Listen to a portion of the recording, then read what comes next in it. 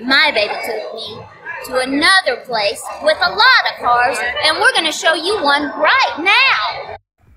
What we're looking at here is the incredibly rare supercharged Studebaker Golden Hawk.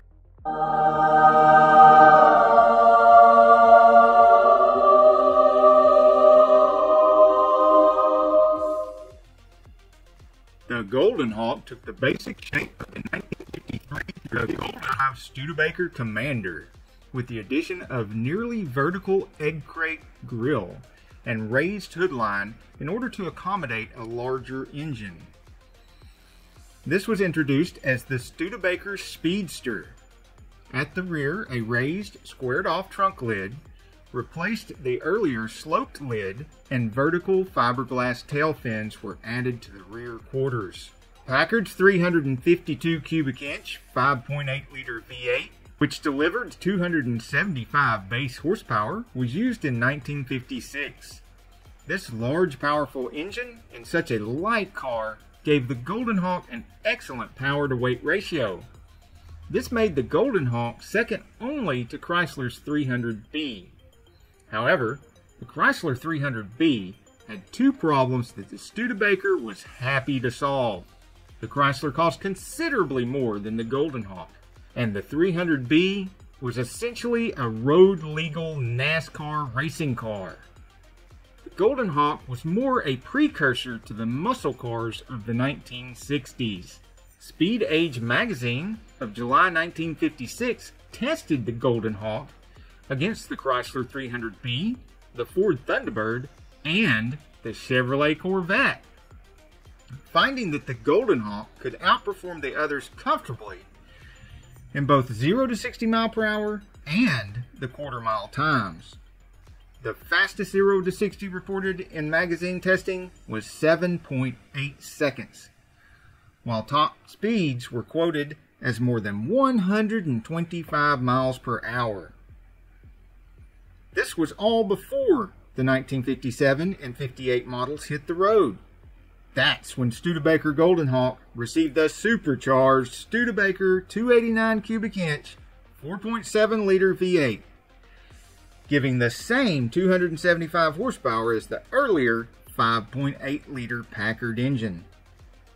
This improved the car's top speed, making these the best performing Hawks. Styling also changed somewhat. A fiberglass overlay on the hood was added, which covered a hole in the hood that was needed to clear the supercharger. The tail fins, now made of metal, were concave and swept out from the sides of the car. The fins were outlined in chrome trim and normally were painted a contrasting color. Only 858 Studebaker Golden Hawks were sold in 1958, and very few solid color Golden Hawks were built. If you're hungry to learn more, I have included a link in the description of this classic car video to the book More Than They Promised, The Studebaker Story by noted automotive historian Thomas Bonsall, and the book Studebaker, The Complete History by one of America's best known automotive writers, Patrick R. Foster.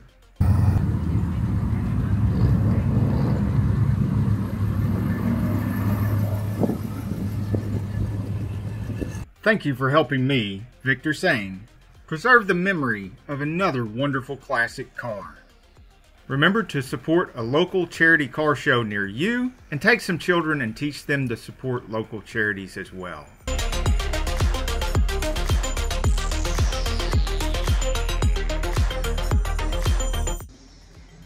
Hi. If you subscribe right now, I'll show you a cute giraffe. You are so pretty, but now I have giraffe spit on my head. Thank you. Hey, if you like this video, we got a whole lot more. We got tool reviews, we've got repair videos, we've got show car videos, hot rods, mod rods, you name it. If it's got wheels on it and an engine, it's probably on this channel.